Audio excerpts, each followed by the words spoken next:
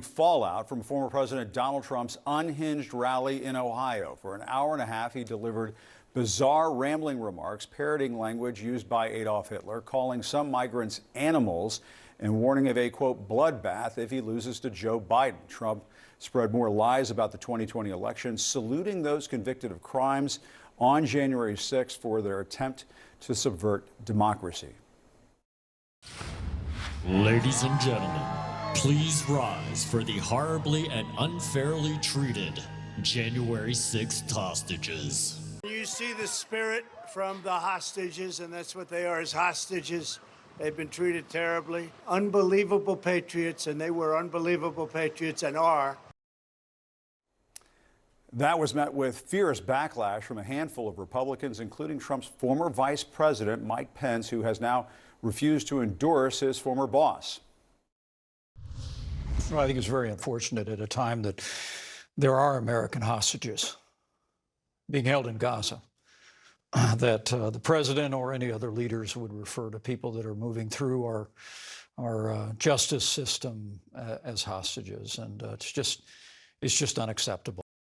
All right, let's discuss with CNN political commentator, Democratic strategist Maria Cardona, and CNN political commentator and Republican strategist Alice Stewart. Alice, I mean, let's jump right into this. I mean, do most Republicans think that people convicted of committing crimes on January 6th are, quote, hostages and patriots? You have to think many Republicans in Trump's base, going back to the very beginning, they believe Donald Trump when he says that there were widespread election fraud. They believe Donald Trump when he says Joe Biden did not win, I am the duly elected president. And they believe Donald Trump when he sought to stop the certification of the election results. So those that went to the Capitol that day, as we're seeing here, to, quote, peacefully protest, and then others that went into the Capitol, they're listening to Donald Trump saying these people are just doing the will of Donald Trump in order to protect a democracy.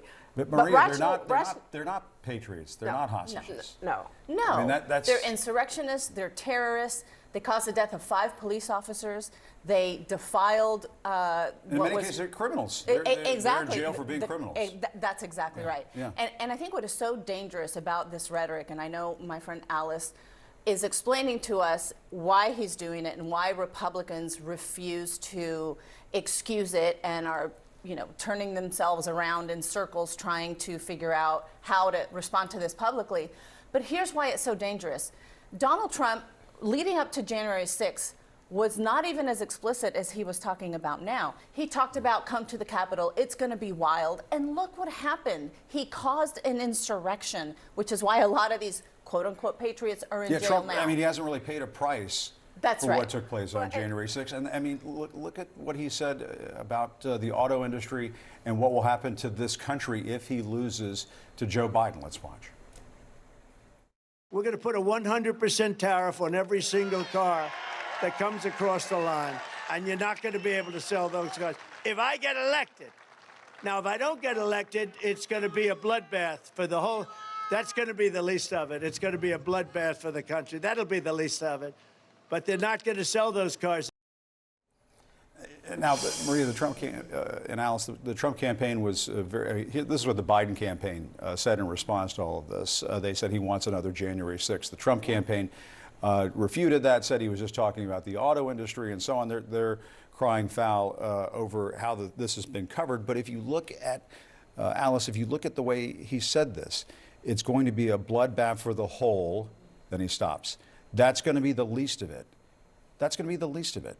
It's going to be a bloodbath for the country. And if you look at it in context, also where it says, talking about the auto industry and a 100% tariff on every car that's brought into this country, he's talking about the auto industry and the impact the Biden policies have on the auto industry. You don't think he just meant the auto industry? I believe when he uses the term bloodbath, he is talking about this in an economic sense. And you look at the word bloodbath. But he says that's going to be the least of it. Means it's going to be a bloodbath for the country. We're talking about the other definition of bloodbath is a severe loss and reversal. And this is used all of the time when we're talking about the stock market and the economy. And he's talking, look, I think this is a tremendous disservice to I people. love you, when this Alice, is- but I mean, and I love you too, Jim, but I think this is. let me tell you, I really think, because, you know, was it out of context when he said very fine people on both Look, sides? Was it out of context when he said, you got to fight like hell, you won't have a country anymore? If I can, Marie, was it if out I- of if I'm context gonna- I when can- he said if I can stand back and finish- stand If by? I can finish what I'm saying. Sure. This is taken out of context. He's talking about the auto industry. He's talking about the electric vehicle mandates that the Biden administration is supporting and how that is going to devastate the auto industry. And he's basically sending the message to people across middle America, the United Auto Workers, the actual workers, not the head, Well, but the workers realize the devastating. let's play this. What about when he called migrants animals? Let's watch that.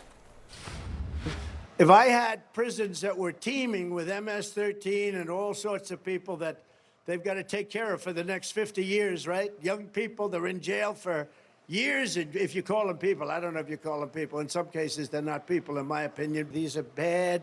These are animals. Maria, I mean, I hear what Alice is saying, and you know, we have fiery discussions Yes, sometimes. We all right. respect each other at the end of the day. But to me, it's really a stretch to say, well, these things are out of context, or, you know, it's just rhetoric. And so this is just, Yeah. it's so dangerous. It is. And it seems to be encouraging violence. And when you dehumanize migrants, Yes. calling them animals. That's exactly It's- right, Jim. it's dangerous. And maybe it would be more believable what Alice was saying if we were talking about a normal person. We're not talking about a normal person. We're talking about Donald Trump.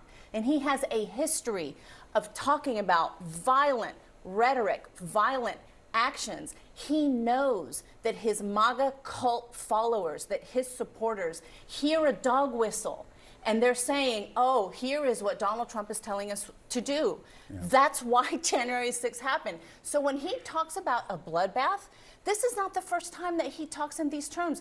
In CPAC, his supporters were talking about a civil war if Donald Trump lost the election. Yeah. This leads to a bloodbath. This leads to death. Blood was spilled on January 6th. This leads to shootings. The whole issue about dehumanizing migrants, he talks about how your family and mine poisoned the blood of this country, Jim. Yeah. And that is not innocent talk.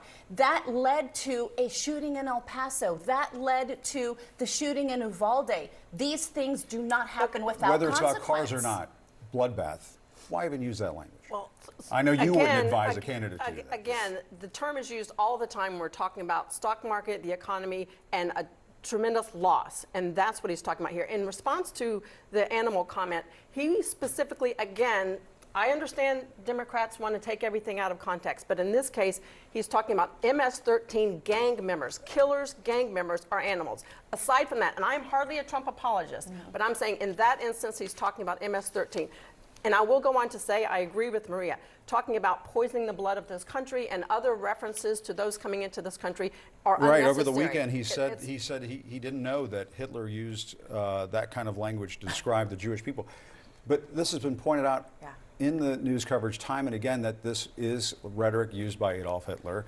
And he watches the news all the time, so he knows. He's seen the coverage.